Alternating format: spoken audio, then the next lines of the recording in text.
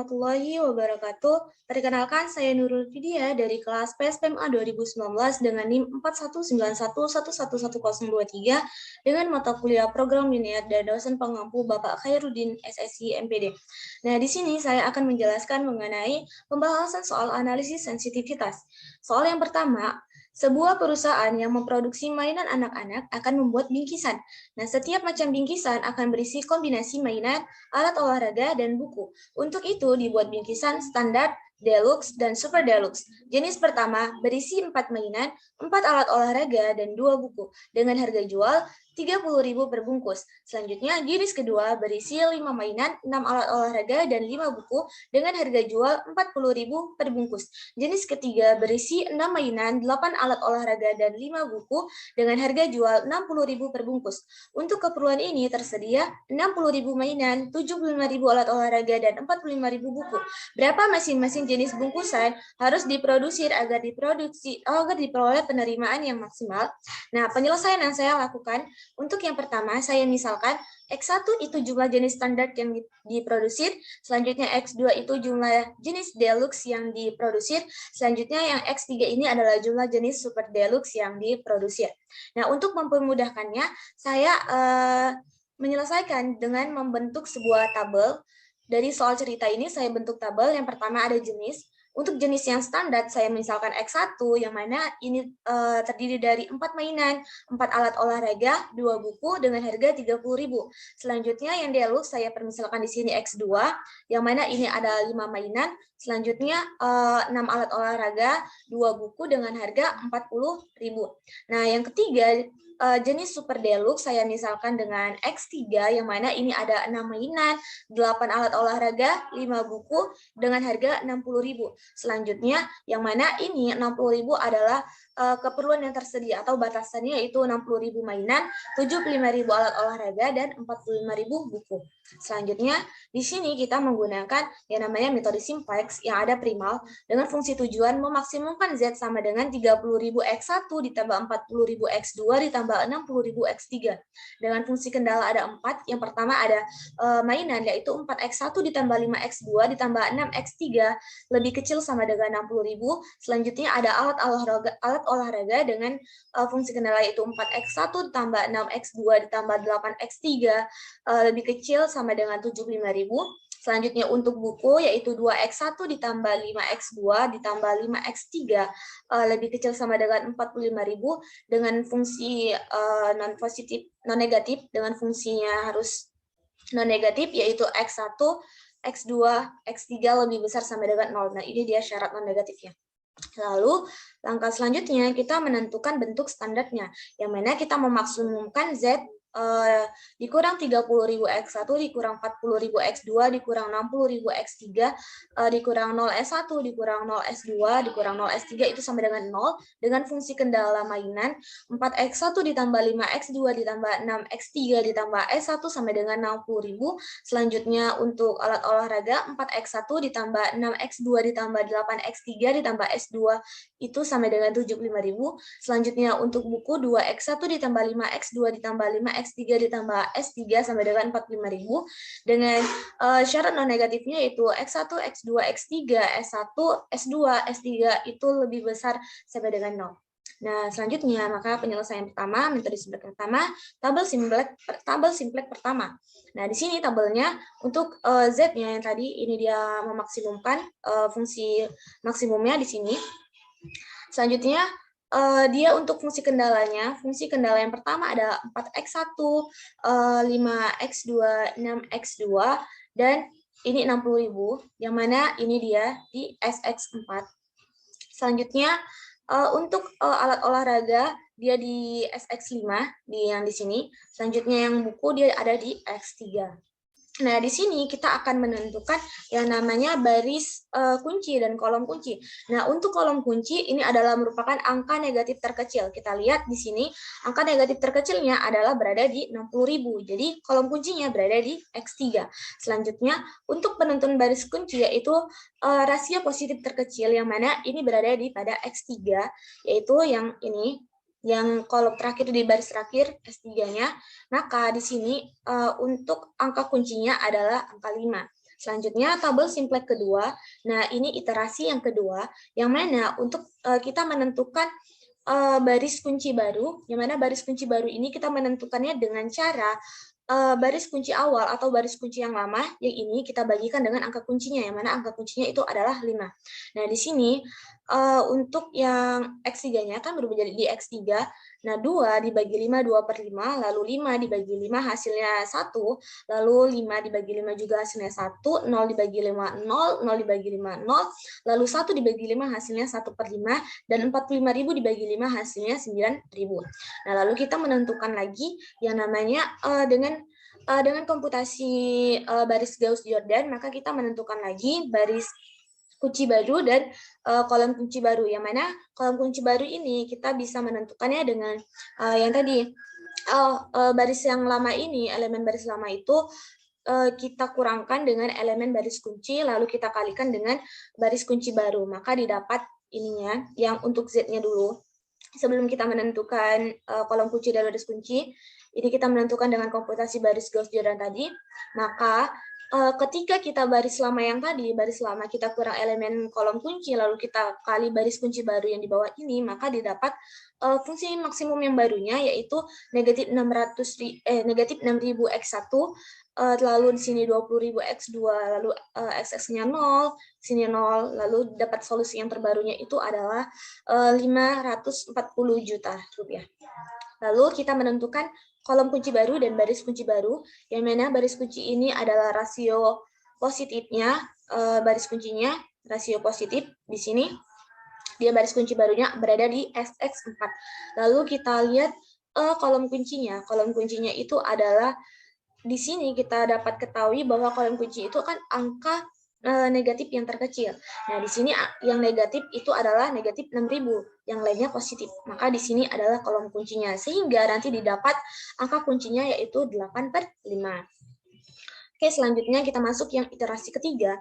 Nah, di iterasi ketiga ini dapat kita ketahui bahwa juga menentukannya dengan baris lama dikurang elemen dengan elemen kolom kunci dikali dengan baris kunci baru, sehingga didapat dia X1-nya 0 untuk fungsi maksimumnya, lalu X2-nya 16.250, X3-nya 0, X4-nya itu 3.750, SX5-nya 0, X6-nya 7.500 dengan solusinya 562.500 rupiah.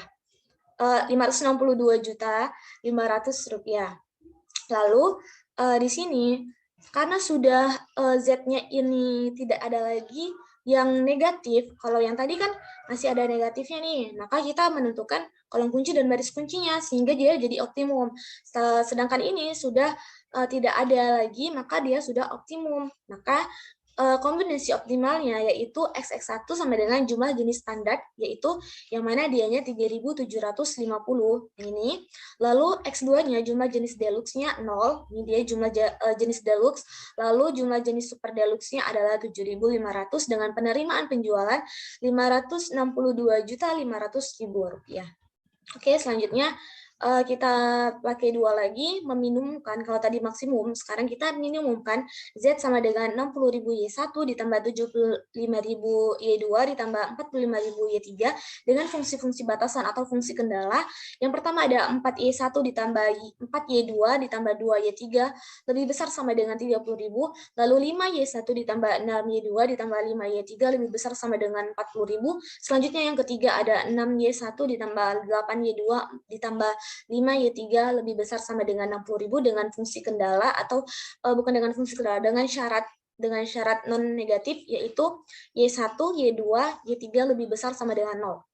Nah, setelah kita lakukan meminimumkan nilai dual dengan iterasi metode simplex, maka diperoleh Y1-nya itu sama dengan 0, Y2-nya sama dengan 30/4 dan Y3-nya itu sama dengan 0. Nah, kita misalkan ditambahkan jenis baru atau variabel baru yang dimisalkan dengan XA, di mana koefisien XA itu pada fungsi tujuan adalah 20, lalu koefisien XA pada pembatas pertama adalah 3, dan koefisien XA pada pembatas kedua adalah 4, dan koefisien XA pada pembatas ketiga adalah 6. Nah, ini sehingga fungsi pembatas dual yang mengangkut adalah XA adalah 3Y 1, yang mana di sini dia adalah pembatas pertama, lalu 4Y2 ini dia pembatas yang kedua, lalu 6Y3 yang mana ini adalah koefisien XA pada pembatas ketiga atau fungsi kendala ketiga ini 6, lalu dengan fungsi tujuannya 20, jadi lebih besar sama dengan 20 yang di sini. Oke, lalu nilai dual optimal itu Y1 sama dengan 0, Y2 sama dengan 30/4. Nah, yang kita dapat tadi pertama yang ini. Nah, di sini dia Y3 sama dengan X0 ternyata memenuhi fungsi batasan dual di atas. Ini sehingga penambahan XA tidak mempengaruhi penyelesaian optimal karena nilai koefisien baris tujuan tetap positif semua.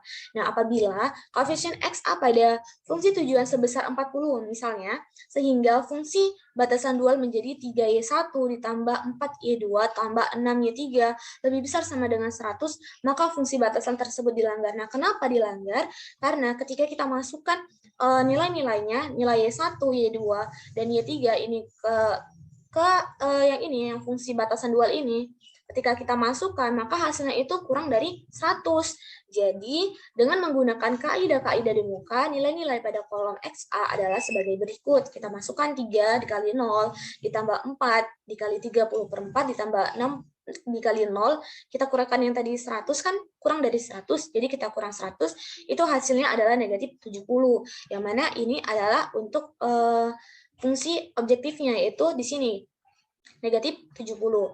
Nah, lalu di sini yang kita ubah ke dalam bentuk matriks, yang mana dia adalah 1, lalu ada negatif 3/2, lalu ada 6/5, yang mana ini adalah yang X4-nya. Nah, dia di sini dia 1, lalu di sini ada X negatif 3/2, lalu dia di X6-nya 6/5. Nah, ini sama untuk baris yang pertama. Lalu untuk baris yang kedua di matriks ini 0, 5/2, negatif 2, nah ini sama. Lalu 0, negatif 1/2, lalu 1. Nah ini 3, 4, 6 ini adalah fungsi yang tadi. Nah fungsi batasan tadi 3, 4, 6 yang ini. Tuh. Lalu kita lihat di sini. Maka karena salah satu variabel Z masih negatif, nah yang ini masih negatif 70 kan negatif, maka tabel ini tidak optimal dan masih perlu kita lanjutkan lagi sampai menemukan tabel optimal. Lalu setelah kita lakukan pencarian optimum dengan menggunakan metode simplex awal, maka kita memperoleh nilai optimum sebesar 750.000 XA, yaitu 7.500. Oke, kita lanjut ke soal yang kedua. Nah, di sini ada permasalahan yang mana kita perhatikan, Garuda Furniture merupakan suatu perusahaan yang memproduksi mebel dari kayu. Lalu bahan baku utama yang digunakan berupa kayu jati dan juga kayu kamper. Kayu jati dan juga kayu kamper untuk mendapatkan hasil yang baik. Nah, perusahaan ini menggunakan sebuah mesin multiguna yang dikendalikan dengan komputer. Karena persaingan yang semakin tajam, manajemen perusahaan bermaksud meningkatkan efisiensi penggunaan sumber daya produksinya sehingga dapat mencapai hasil yang optimal. Jumlah kebutuhan bahan baku dan waktu mesin yang diperlukan untuk membuat setiap unit mebel atau meja dan kursi serta kapasitasnya yang terdiri sebagai berikut. Nah, di sini dibuat tabel. Teman-teman dapat perhatikan sendiri tabelnya, ini adalah merupakan bagian dari SPAL. Lalu apabila keuntungan yang diperoleh untuk satu unit model A itu adalah $200 dan satu unit model B yaitu berjumlah $150. Andaikan S1, S2, dan S3 menyatakan variabel slack untuk masing-masing kendala setelah diterapkan metode simplex didapat tabel optimum akhir menjadi, nah ini dia tabel optimum akhirnya dengan solusi 7.200, 18, 16, dan 24. Nah, seandainya penggunaan tenaga kerja dalam perusahaan dimasukkan dalam model, timbul batasan baru sebagai berikut. Teman-teman bisa melihat tabelnya seperti ini. Lalu yang disuruh dalam soal ini adalah lakukan analisis sensitivitasnya. Maka penyelesaian yang saya lakukan yaitu yang pertama, saya memeriksa apakah batasan tersebut dipenuhi atau benar oleh jawaban optimal. Bila jawaban optimal memenuhi batasan baru, maka tidak perlu diperhatikan. Nah, bila tidak, maka batasan baru harus dimasukkan ke dalam masalah. Lalu kita masukkan di sini 3x1 ditambah 4x2 lebih kecil sama dengan 140. Nah, yang ini adalah fungsi objektifnya. Lalu di sini kita dapat X1 dari mana 18 ini, maka teman-teman bisa lihat tabel yang di atas. Sudah didapat X1-nya 18 dan X2-nya adalah 24. Lalu teman-teman bisa substitusi dengan X1 18, 3 dikali 18 itu, lalu 4X2, lalu kita kalikan 4 dikali 24, lalu lebih kecil sama dengan 140. Nah, ini hasil dari 3 kali 18 ditambah 4 dikali 24, ini hasilnya 150, dengan lebih kecil sama dengan 150, ini tidaklah benar. Kenapa? Karena 150 lebih kecil dari 140, seharusnya 150 itu lebih besar dari 140. Maka fungsi batasan ini menjadi tidak terpenuhi, sehingga nilai optimalnya akan berbeda. Dengan demikian, kendala tersebut bersifat aktif dan akan memberikan pengaruh terhadap nilai optimum. Maka harus kita selidiki apakah pengaruhnya meningkatkan keuntungan atau justru mengurangi keuntungannya. Maka di sini untuk mengetahui keadaan optimal, batasan baru itu dapat ditambahkan langsung pada tabel simplex yang terakhir atau tabel optimalnya. Nah, di sini kita masukkan tabelnya. Di sini 45 S1-nya, lalu 0, 20, 0, 7.200. Nah, teman-teman bisa lihat sini, ini merupakan tabel yang awal soal sampai dengan 24 yang ini. Nah, S4-nya ini kita tambahkan dari yang baru tadi. 3 sama 4 lebih kecil sama dengan 140 yang tadi. Nah, berdasarkan tabel optimum dapat kita lihat bahwa variabel dasarnya adalah X1 dan X2, sehingga elemen-elemen pada kolom X1 dan X2 yang terletak pada baris S4 harus bernilai 0. Nah, ini S4 ini untuk X1 dan X2-nya ini harus bernilai 0. Jadi, bagaimana cara kita melakukannya? Yaitu dapat dilakukan dengan cara mengurangkan atau menambahkannya dengan elemen-elemen yang ada pada baris X1 dan X2. Nah, di sini kita akan melakukan metode pengurangan, yang mana baris S4 ini, baris S4 yang ini kita kurangkan dengan 3 kali baris X1. Nah, di sini 3 kali baris X1, elemen dari baris X1. Yang mana kita masukkan dulu di sini baris S4-nya. Nah, dia 3 kali dari baris X1. Baris X1-nya itu 3 kali 1. Nih, yang ini nih 3 kalinya, maka didapat untuk baris yang baru 3 kalinya yaitu 3, 0, 0,9, 0, negatif 0,6, 0, dan 54. Nah, ketika dikurangkan, maka didapat untuk yang pertama, X1 di baris S4-nya itu dapat 0. Nanti yang di sini dia itu 0, berubah jadi 0, yang ini. Lalu di sini 4, 0,9, 0, 0,6, 186. Nah, di sini masih 4. Maka kita harus mengubah 4 ini menjadi 0 juga. Maka caranya yaitu baris S4 yang baru, nih yang baru nih yang kita dapatkan, kita kurangkan dengan 4 kali baris X2. 4 kali baris 2 X2 yang ini. Nah, 4 kalinya itu berubah jadi 0,4, negatif 0,4, 0, 1,6, 0, 96. Nah, ketika kita kurangkan, maka kita dapat hasilnya yaitu 0, 0 juga yang sebelah sini. Maka kita dapat untuk S4-nya, untuk baris S4-nya, maka didapat X1-nya itu 0 dan X2-nya 0. Jadi kita ubah ke tabel simplex yang baru. Nah, di sini teman-teman bisa lihat, ini dia baris S4 yang baru. Maka X1-nya 0, X2-nya 0, S1-nya 1,3, S2-nya 0, X3-nya itu negatif 1, dan S4-nya itu 1 dengan solusi negatif 10. Teman-teman bisa lihat sini, bahwa solusinya ini masih ada negatif 10. Nah, di sini, maka tabel ini sebenarnya sudah optimum, tetapi dia tidak layak, maka metode dual simplex kita aplikasikan lagi untuk mencari solusi optimum baru yang mana variabel basis S4 meninggalkan basis. Karena rasio absolut terkecil pada S3, maka variabel S4 digantikan oleh S3.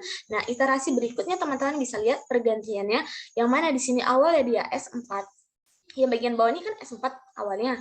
Nah, ini digantikan dengan S3. Sedangkan yang S3 di sini kita gantikan dengan S4. Kita gantikan dengan S4 ini, kita tukar posisinya gitu. Di sini S3-nya tetap ganti gitu. Jadi S4-nya. Oke, selanjutnya di sini kita lihat. Maka untuk kombinasi barang optimum yang baru adalah menghasilkan 20 model A. Teman-teman bisa melihat di sini, X1-nya itu 20, dan X2-nya itu adalah 20. Dan 20 model B dengan keuntungan maksimum yaitu $7.000. Nah, teman-teman bisa lihat, awalnya ini adalah $7.200. Nah, sedangkan di sini dia berubah menjadi $7.000. Maka ini merupakan mengalami kerugian karena penambahan kendala baru ini. Nah, ini adalah benar untuk setiap program linear. Dengan kata lain, jika kendala baru ditambahkan terhadap suatu masalah program linear, nilai optimum yang lama akan selalu lebih baik atau sama dibandingkan nilai optimum yang baru. Sehingga penambahan suatu kendala baru tidak dapat memperbaiki nilai optimum setiap masalah program linear. Selanjutnya kita masuki soal yang ketiga, mana ini adalah soal dari presenter teman kami, bukan dari Ibu, yaitu memaksimumkan Z sama dengan 2x1 ditambah x2 ditambah 3x3 dengan fungsi kendala atau batasannya itu 2x1 ditambah x2 ditambah x3 kecil sama dengan 8, 2x1 ditambah 4x2 ditambah 2x3 kecil sama dengan 18, lalu x1 ditambah x2 ditambah 3x3 lebih kecil sama dengan 8, dengan syarat non negatifnya yaitu x1, x2, x3 harus lebih besar sama dengan 0. Di sini kita disuruh gunakan aplikasi Linggo untuk menganalisis sensitivitas dari setiap variabel terhadap hasil fungsi tujuan di atas. Nah, untuk penyelesaian soal yang ketiga, kita dapat menggunakan namanya aplikasi Linggo. Nah, di sini kita masukkan fungsi-fungsi tujuan kita dan fungsi kendala kita. Nah, selanjutnya kita klik yang solver, kita pilih yang solve, maka di sini akan terlihat solution dari fungsi kita yang kita masukkan. Nah, di sini kita tarik ke bawah biar kelihatan yang ini. Ini kita tarik, lalu kita sandingkan. Nah, di sini teman-teman bisa melihat bahwasannya pada saat nilainya 11,2, maka objective value-nya atau fungsi objektifnya itu bernilai optimal ketika dia 11,2. Lalu di sini ada invisibilitasnya itu 0, total solver iteration-nya 3, yang berarti dia beriterasi sebanyak 3 kali sehingga dia mendapatkan nilai yang optimumnya. Lalu di sini ada elapsed routine time-nya, yaitu 0,5 second. Lalu di sini ada total variabel yang kita gunakan ada 3, yang mana x1, x2, dan x3, jadi ada 3. Lalu total constraints-nya itu ada 7 dari yang pertama, 1, 2, 3, 4, 5, 6, 7. Nah, di sini ada total non-zeros-nya sebanyak 15. Nah, di sini ada variabel value dan reduce cost. Nah, yang mana reduce cost ini adalah untuk mengalami kenaikan dan penurunan. Jika kita memaksimumkan, nah di sini kita memaksimumkan, maka menurunkan fungsi atau nilai optimum ke terdekatnya. Jika kita mempertahankan nilai x2 dengan value-nya 0 dan reduce cost-nya 0,4, maka x1-nya itu 3,2 untuk value-nya dan reduce cost-nya 0, dan x3-nya itu untuk value 1,6, reduce cost-nya itu 0. Nah, di sini teman-teman bisa lihat ada row dan select order surplus-nya, yang mana row 1 ini merupakan dari fungsi tujuan. Dia select order surplus-nya itu 11,2, yang mana optimum pada 11,2 dengan dual place-nya itu 1,0. Lalu yang 2-7-nya ini, row 2-7 merupakan dia di fungsi yang batasan kita. Lalu di sini teman-teman bisa lihat kalau dia select order surplusnya 0, maka dual place-nya 0,6. Nah, jika dia di sini bertambah 1, maka juga bertambah 0,6 untuk fungsi optimumnya. Nah, misal di sini kita tambah, pertama awalnya tuh 8, kita tambah 1 jadi 9. Nah, kita solver, kita pilih yang solve, maka terlihat dia di sini 11,8. Awalnya dia itu 11,2, ya kan? Lalu ketika dia bertambah 1, maka dia juga bertambah 0,6, sehingga di sini dia 11,8. Nah, sama juga terlihat pada yang 4. Ya, dia yang di fungsi ketiga, fungsi batasan yang ketiga yang ini. Di row 4, jika dia 0 select order surplus-nya, maka dual place-nya itu 0,8 bertambah. Jika dia bertambah 1, maka bertambah juga 0,8. Nah, di sini kita kembalikan ke awal, kita kembalikan ke 8. Lalu untuk yang fungsi batasan yang ketiga, kita tambahkan 9, tambah 1 jadi 9. Lalu kita klik solve first, lalu kita klik yang solve. Nah, di sini dapat lihat lagi, dia jadi 12. Itu dia. Jadi awalnya dia 11,2 bertambah 0,8 jadi 12. Itu untuk nilai optimumnya.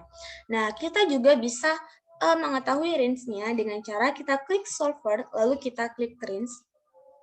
Nah, di range ini maka akan muncul ada objective coefficient range, lalu di sini ada variabel, ada current coefficient, allowable increase dan allowable decrease. Yang mana di sini untuk variabel yang pertama x1 dia current coefficient-nya 2, allow increase-nya 4 dan decrease-nya itu 1. Dan untuk yang variabel x2 current coefficient-nya itu 1 dan allow increase-nya itu 0,4 dengan decrease-nya itu infinity. Lalu variabel untuk x3-nya current coefficient-nya 3. Nah, ini current coefficient sebenarnya diambil dari yang fungsi tujuan ini 2, 1, 3 gitu. Nah, di sini increase-nya 3, decrease-nya itu 2. Nah, di sini teman-teman juga bisa lihat yang untuk right hand side range, yang mana ini adalah nilai kanannya. Jadi di sini dari row 2 sampai dengan 7, yang mana fungsi batasannya. Nah, dia ada current RHS-nya itu 8 untuk row 2, increase-nya 10, decrease-nya 5. Untuk row 3, nilai current RHS-nya itu 18, increase-nya infinity, dan decrease-nya itu 8. Dan untuk row 4, nilai current RHS-nya itu 9, increase-nya 15, decrease-nya 5. Untuk row 5, dia 0 sampai dari row 5 sampai dengan 7, current RHS-nya itu 0, dan increase-nya itu untuk yang 53, untuk yang 62, untuk yang 72, dengan decrease-nya itu infinity semua.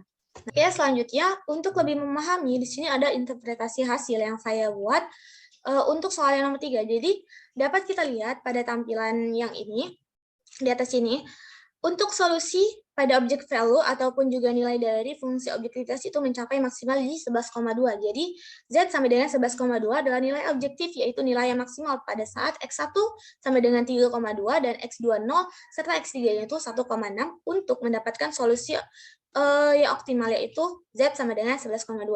Lalu kita perhatikan pada value di tampilan di atas, di mana value X1 sama dengan 3,2, X2 0, X3 1,6 dengan reduce case-nya yaitu 0,0, 0,4, dan 0. Di sini artinya jika nilai pada value positif, maka nilai pada reduce cost-nya itu adalah 0. Gitu. Lalu perhatikan, yang diminta untuk memaksimalkan, berarti untuk reduce cost-nya ini berfungsi untuk menurunkan fungsi atau nilai optimal itu ke yang terdekat. Artinya, jika kita mempertahankan nilai X2-nya yaitu 0, maka akan diperoleh reduce cost-nya adalah 0,4. Nah, artinya ini kita mendapatkan pengurangan dari nilai optimum yaitu sebesar 0,4. Nah, untuk yang slack or surplus dan dual price yang tertera pada tampilan, kita pantau dari arah kanan fungsi kendalanya, dengan fungsi kendala pertama dengan nilai sebelah kanan adalah 8, dan untuk fungsi kendala kedua yaitu 18, dan untuk fungsi kendala ketiga yaitu 8, dan untuk fungsi kendala 4, 5, 6, 7 adalah 0. Dapat dilihat di row 2, ini merupakan fungsi kendala yang pertama, artinya untuk slack or surplus adalah 0, ini berarti bahwa untuk semua variabel itu aktif. Dengan kata lain, tidak ada batasan yang tidak terpakai. Nah, berarti semua terpakai untuk mendapatkan solusi optimum yang diperoleh dengan nilai dual place-nya yaitu 0,6. Nah, jadi dapat kita simpulkan bahwa output dari Linggo ini sudah sangat maksimal. Jadi ketika nilai pada slack or surplus-nya ada, maka untuk nilai pada dual price-nya tidak ada atau 0. Namun, jika pada slack or surplus-nya tidak ada, maka untuk nilai dual price-nya ada, yaitu tidak bernilai 0. Dual price di sini yaitu mempengaruhi apakah dikurangi atau apakah ditambah, disesuaikan dengan fungsi tujuan tadi yang kita jelaskan pada aplikasi Linggo yang tadi. Maka karena kita tujuannya itu memaksimalkan, jadi dual price ini berfungsi sebagai penurunan dari fungsi ataupun hasil output yang kita peroleh. Nah, sekian yang dapat saya jelaskan mengenai pembahasan soal analisis sensitivitas. Sekian dari saya. Assalamualaikum warahmatullahi wabarakatuh.